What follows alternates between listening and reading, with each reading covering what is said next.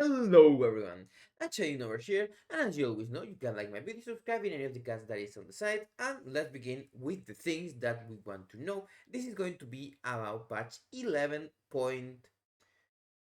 Let's say it's the second content patch about the goblins and things. You may already know some things and other places from the raid itself. And now we have some information. Just remember, you also have the cool sheet that we have for you to check. And now let's go into the tier set. The tier set is going to be the first one. It's kind of a general thing. For rogue, it's called winning streak. And I'm going to focus mostly on subletting and then talk a little bit about assassination and outlaw. For now, the set is you get some damage randomly, and sometimes when you use one of these three finishers, Eviscerate, Secret Technique, or Black Powder, you have a 15% chance to lose all your winning streaks. Now, while you are in Shadow Dance, you cannot lose winning streak, and you gain an additional one. This is kind of a bad luck protection because, as you might expect, you can get bar RNG and lose your stacks before going into dance or shortly before. Likely, we're just going to hold when we have like X seconds to go into dance or something like that. And then you also deal an additional 6% shadow damage per winning streak. This means that you can get up to 60% extra shadow damage. Now, I don't really like tier sets like this because it's super RNG, but the tier set itself can be strong and can be impactful, and it can feel good to do lots of damage. One problem that I see is if this works correctly with everything that we have, it's going to shoehorn us into Death Stalker, because as you know, it has a lot of shadow effects and also plague effects that get amped by this shadow damage, and 60% is quite a big deal. Mark was already doing a lot of damage, and Hand Them Down and other things were also doing quite a bit. Even Singular Focus was kind of strong, so if they change this, it's possible that we play the Stalker everywhere. It's going to be very sad, and I don't really like the playstyle. It's also not solving anything about our cooldown reduction problems.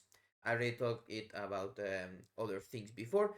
As for the changes in the patch itself, for now, the only thing that they have done is making blind and gouge break on damage threshold, like fear, as you might know, instead of like polymorph when you any instance of damage breaks it. That makes it so some incidental random damage, like sometimes it can happen, as you know, we play Deathstalker in PvP.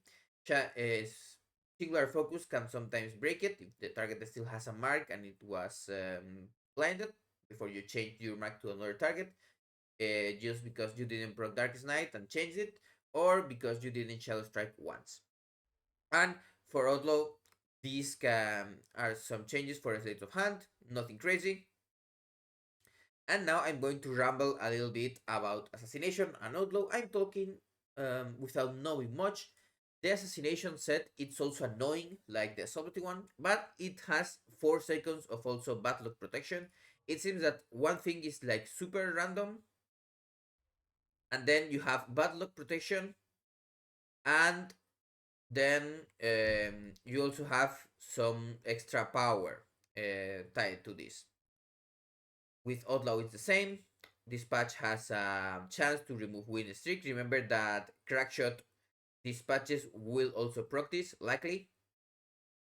So this is even more kind of annoying, let's say, but they are likely to go up and down quite a bit more than Subtlety and Assassination.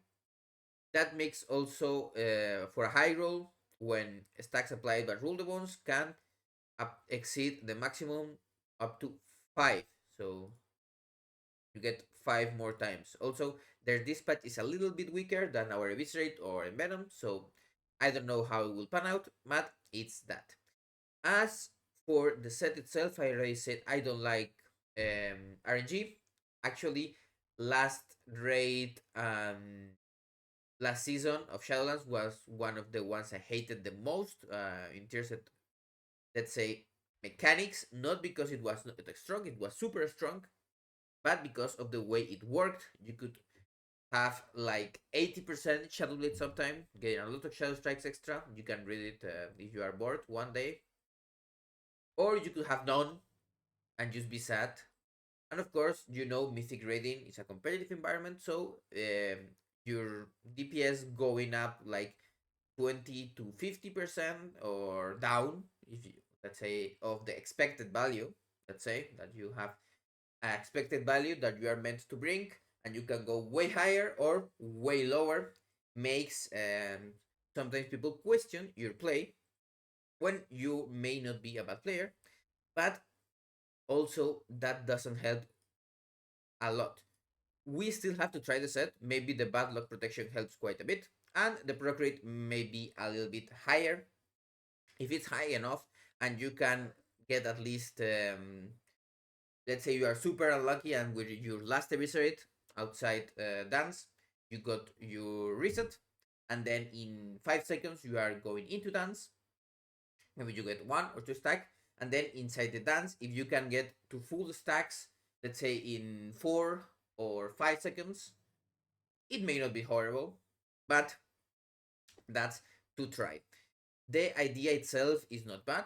It's making Sublety at least have some lock protection on its burst. One thing that I don't really like, of course, is the trinket situation, but that is for another time.